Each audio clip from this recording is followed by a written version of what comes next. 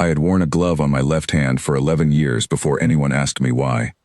Vero Anchor was not a posting men fought over. It hung in high orbit above a gray moon nobody had bothered to name, tethered by cable and duty to the containment shell we called the Hush, a dead quiet anomaly that had swallowed a survey crew whole 40 years back and had not moved since. My job was simple and thankless. Walk the ring twice a shift, check the seals, log the readings, make sure nothing that slept down there ever had a reason to wake. 3 years I had done it alone, because the roster said a man with no family and no history was cheapest to lose. The station itself was small enough that I could recite every rivet in the ring corridor from memory, the drip pan under valve 6 that never quite stopped sweating, the flicker in the corridor lights past mid-shift, the particular silence of the observation deck when the moon below rolled into full dark, and the Hush's containment shell went the color of old iron. I had stopped minding the quiet years before.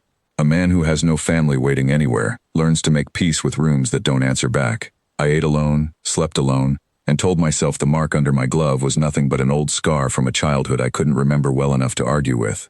That was the year Queen Thessaly Ve Korath came to inspect the seals herself, and her own retinue laughed at her for it. I heard them before I saw her, 3 advisors in polished court gray, talking low and amused in the observation corridor, saying she'd wasted a diplomatic season chasing a rumor that the old Korath cadet line hadn't died out in the plague year after all, that some of them had survived scattered and unmarked, and that no sane court would waste a queen's schedule confirming ghost stories at a rust bucket anchor station. She walked past them without answering. I only knew she'd heard because her jaw was set the way mine got when men decided quiet meant stupid. She found me in the seal corridor instead of the reception hall, which nobody with sense ever did. "You're the one who does the readings," she said. "Not a question." "Every 12 hours, I said, "whether anyone's watching or not." She looked at the seal gauge a long moment, then at me, like she was deciding whether I was worth the rest of her question. "Why?" "Because the day I stop believing something matters when no one's watching is the day something down there gets loose," I said. "Ma'am." Something in her face eased, just slightly, the way a person's shoulders drop when they set down a weight they'd stopped noticing they were carrying. She didn't say anything else. She just watched me finish the reading, start to end, the way her advisors clearly hadn't bothered to.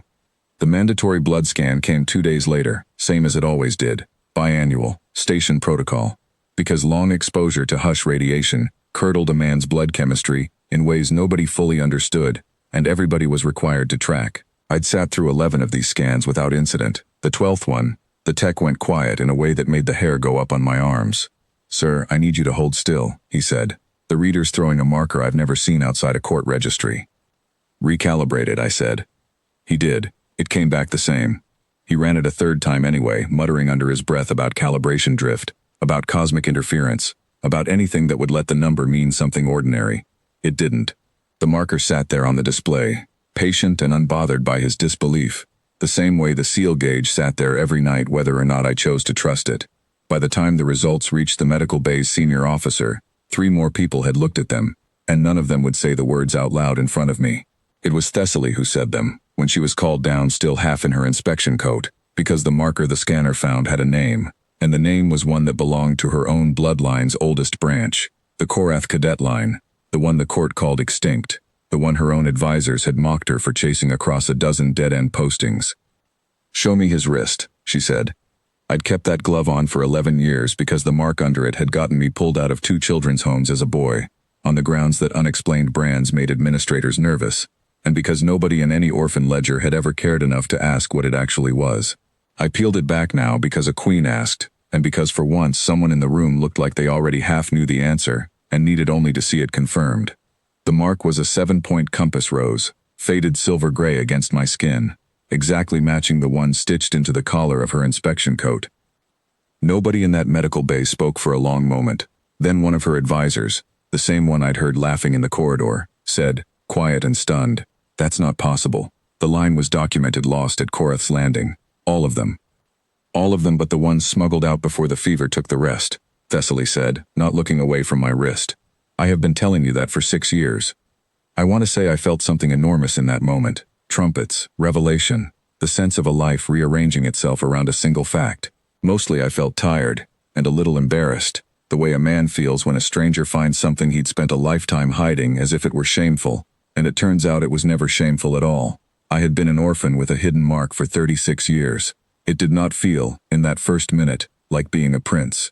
It felt like being handed a heavy box with no idea where to set it down. Thessaly saw that, I think. She sent the advisors out. Not gently, and not for my sake alone, though I understood later it was partly that. She stayed. You don't have to want any of this, she said, once the room had cleared. The seat, the name, the court, none of it is owed. I only needed to know you existed. My grandmother spent 40 years insisting there was a survivor out here somewhere, and she died before anyone believed her. I have spent 6 years being called a fool for finishing what she started. You don't sound like you feel foolish now. No, she said. I feel like I finally have proof I wasn't imagining her. I told her, plainly, that I didn't want a throne. I'd never wanted one. Had no idea how to want one. And had built a small, steady life out of watching a seal gauge twice a day, so that nothing terrible ever got the chance to wake up on my watch. She said that was, as far as she was concerned, the single most useful qualification the Korath line had ever produced in 3 generations. A man who understood that discipline mattered more when nobody was checking. She didn't offer me a crown. She offered me something smaller and, I think, harder to fake. She asked if the registry could list the match as confirmed without requiring me to leave the station, so that the record would finally hold my name honestly instead of blank, and so the line her grandmother had died defending would exist on paper again, whether or not I ever set foot in a palace. I said yes to that, only to that. They sealed the contract 2 weeks later, in the same corridor where she'd first asked me why I bothered checking gauges nobody was watching. It wasn't a wedding in the way her court understood weddings. No crowd, no anthem, just a registrar, a data slate, and the 2 of us standing where the seal gauge still ticked its patient, ordinary rhythm behind us. She signed first. I signed after, in the space marked with a name I was still learning to answer to. Corvin ve Korath, she said, reading it back once it was done, testing the shape of it the way you'd test a bridge before trusting your weight to it. Still checks the seals twice a shift, I said. Good, she said. That's the part I actually came here for. I kept the glove after. Not to hide the mark anymore. There was no reason left to hide it. But because my hands still had a station's worth of work to do, and gloves keep the calluses from splitting in the cold. Some evenings she comes down to the ring with me now, still in whatever plain coat she'd worn that day rather than court robes, and we walk it together in the same silence I'd once mistaken for loneliness. She doesn't ask me to explain the gauges. She reads them alongside me now, checking her own numbers against mine before I've said a word, the way her grandmother must once have checked a hope against every closed door that answered nothing. Neither of us says much on those walks, because the reading either holds or it doesn't, and some things are better proven quiet than declared loud. Whatever name the registry finally gave me, I am still, first, the man who checks the seals. She has never once asked me to be anything else.